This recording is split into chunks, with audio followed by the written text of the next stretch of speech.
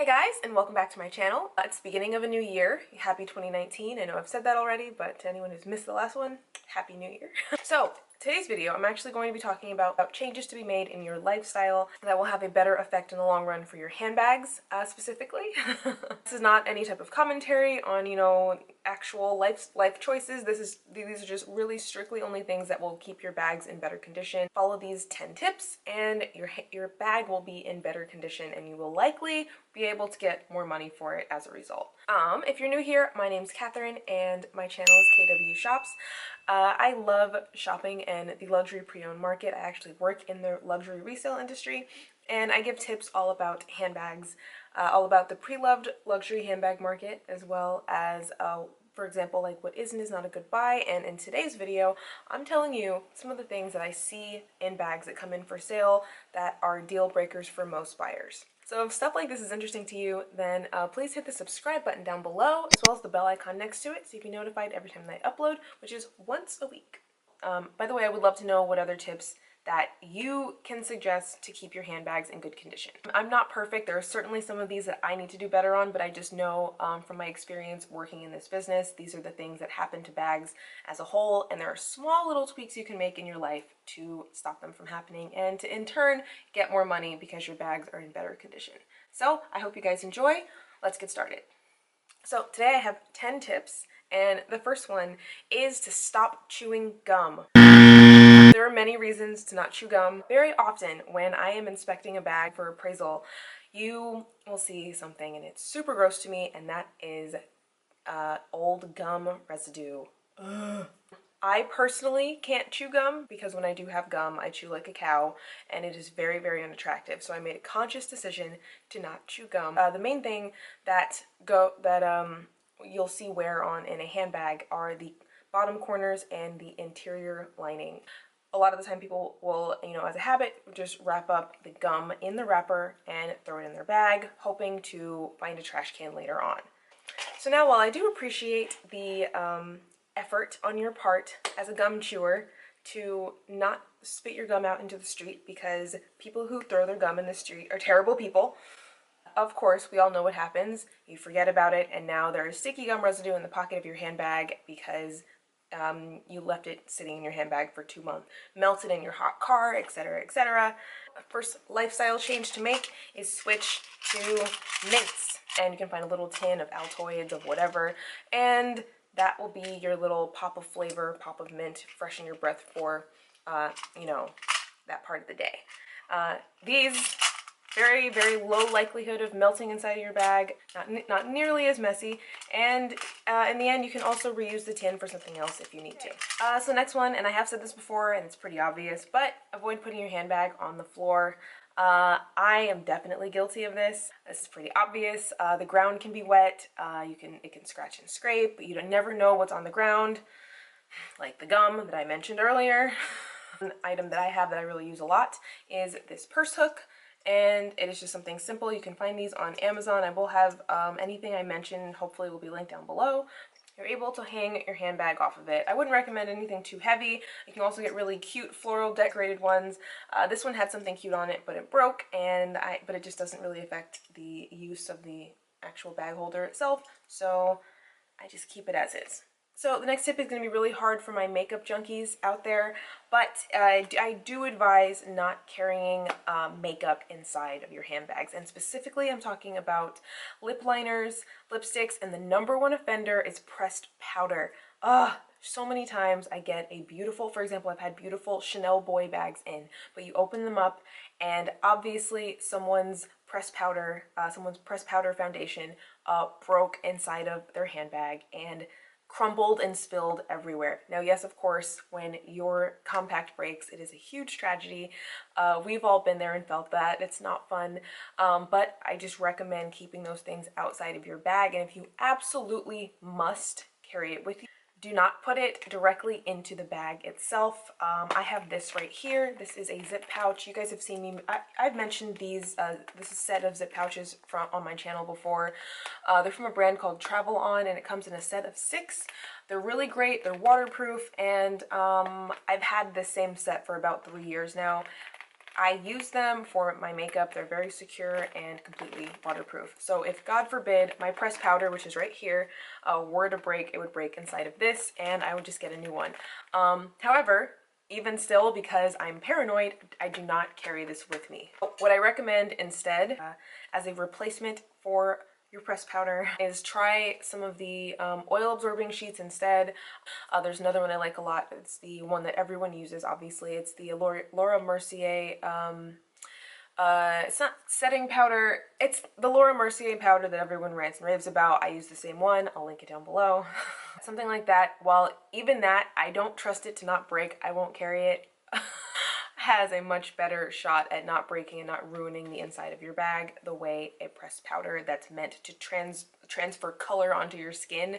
Remember that leather, if your bag is lined in leather, leather is skin, and the point of pressed powder is to transfer a color onto skin. So just remember that next time you put your pressed powder inside of your bag. The next one leads on to that point. I just showed you one briefly, accidentally, but the next step is to compartmentalize your items inside of your bags. Number one, this is great for organization. I'm a very messy, scattered, disorganized person, and compartmentalizing items inside of my bags has been just a godsend for me. Otherwise, I think my life would just shatter into pieces. I've said this before. So I have several pieces, several pouches, just like all the other, you know, the luxury YouTubers. I have this one that came with my Givenchy tote. I also have this Louis Vuitton mini pochette that I purchased a few years ago. I'll keep more of my like personal hygiene maintenance things in here, whereas this larger one will hold my, you know, tech necessities and things like that. However, it's not important to purchase, you know, a designer SLG. I like them. I think they're great, but if that's really not in your budget, then I mean, just use things like this. This came from like a gift set in Sephora over the holidays as well. The travel set that I just showed you. These come in a pack of 6. These are great. These things are great, and they're really, and the fact that they're see-through means that you don't have to dig around to find whatever it is that you're looking for. And putting those risky things inside of pouches like that saves the interior lining of your handbag. So the next change to make, this isn't a lifestyle change, it's really a thing you just buy, but I did for this bag right here. Givenchy Antigona shopper tote. I have encoded canvas with magnolia and moth print. You guys know how much I love this bag. I carry it all the time. I love this bag, but when I got it initially, it was just, you guys know that I hate unstructured bags, and it had no structure whatsoever, and it had no closure. It was just like a giant sack. So what I did a couple months later was get a bag organizer. This is the bag organizer that I have for that bag. So there are many reasons that it is good to have a purse organizer inside of your bag. So even if you don't prefer organization and structure the way I do, this really can act like a liner. This one has inside pockets and everything like that. You can see it has some stuff in here, but it has inside pockets and everything, and I definitely use it. I use it personally for the organization purposes. However, they do make some that don't have pockets at all, and it really is just to act as a liner for the bag and also maintain structure as well. I do think that maintaining the structure of the bag is a better thing to do because it, you know, will either diminish or prevent creasing to the exterior materials of the bag, especially with a canvas, because as we all know, canvas is something that most fashion houses will not repair. So if you can make it so that the bag, you know, holds the lines that were designed for it, then that is a much better option than allowing. I have this in my lap right now, and without the shaper, this is what this bag looks like. This is cracked canvas waiting to happen. This story, I'm very ashamed of this story, but I do feel like we're all friends here, and I'm going to share it. So this bag, one of the first bags that I received as a gift. As my first designer bag, I did not know how to treat designer bags. I used to bring this bag to work with me, and one day at work I decided that I was going to bring my lunch with me, and my lunch consisted of a delicious pasta salad that I put into a Tupperware container, put it inside of my bag, and I'm sure you all are laughing at me right now, but It was full of olive oil. And what did the olive oil do? It seeped out of the container and made it all the way throughout the lining of this bag. I was very lucky that I didn't get to the leather or anything like that, but I did feel really, really stupid, and my bag smelled like pasta salad for like a month. The reason I'm telling you that story is because the next tip is to not ever put food or drinks inside of your handbags. Just don't do it. Just don't do it. It's not worth it. It's not worth it. However, I did just find a water bottle that I do like. This is from Swell, and I got this for my birthday, actually, and I really, really like this a lot. And it has a really secure screw cap, right? I do trust this thing enough to put it inside of my bag. These are available right now online, and I think they're like $35, which sounds like a lot for a water bottle, but this actually, you know, I'm back on my my working out kick, and this kept my water cold in a Bikram yoga class. So pretty impressed with it right now. If you do bring your lunch with you to work or to school, wherever you guys go, maybe like a lunch bag might be an option. I don't have one, so I'll try and find some decent options and link them down below. Don't put pasta salad in your Louis Vuitton bag. So the next one is one you guys have heard before. You guys have seen this thing. This thing is one of my staples. I always carry an umbrella with me. This is obviously it's a mini umbrella, so you can only fit one person under it, but it does do a very good job. I'm going to show you what it opens up to here in the split screen, and I'm also going to show you how this little thing rolls up and fits into my Tom Ford mini Jennifer bag. This is something that it fits into all of my bags really, really well, and it not only protects my hair from the rain, because you guys know that that's like a thing in my life, but if you are wary of getting rain spots onto your handbags, like on the exterior of your handbags, it's really easy a lot of the time to just hold your bag in your hand with the umbrella, and it'll do its best to keep you and your bag dry depending on the size of your bag.